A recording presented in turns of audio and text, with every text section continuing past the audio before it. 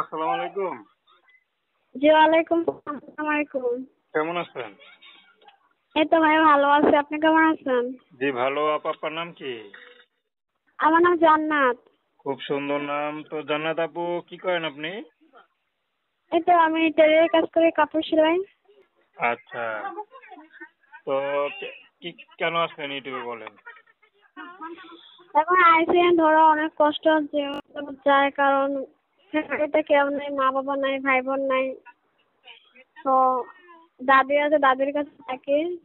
তাও আপন দাদি না, সৎ দাদি অনেক অত্যাচার করে, মারধর করে। তো এখন বিশেষ কষ্ট চাই, মনের মতো মানুষ নেই। পড়াশোনা করছেন?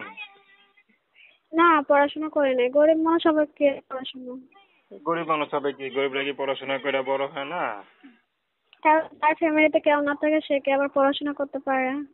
আচ্ছা আচ্ছা। কাজ বাজ কি করেন? এই তো মানে ধরো টেলারের কাজ করে থাকে, কাপড় সেলাই মেশিনে। আচ্ছা, বেতন টেতন পান ঠিক মতো?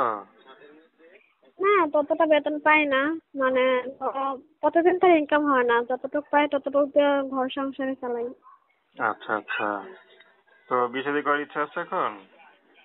হ্যাঁ, একটা মনের মতো মানুষ চাই আর কি, সে যেরকমই হোক, আমার কোনো চয়েস পছন্দ নেই। আচ্ছা, সে আপনার কোনো চয়েস নেই, তার চয়েস আপনার পছন্দ নাকি? হ্যাঁ মানে ওর চয়েস আমার চয়েস। সে যদি বিবাহিত হয়? আমার আপত্তি নেই, সে বিবাহিত হোক বা অবিবাহিত হোক, আমার সমস্যা নেই। আচ্ছা। তো নাম কি বললেন?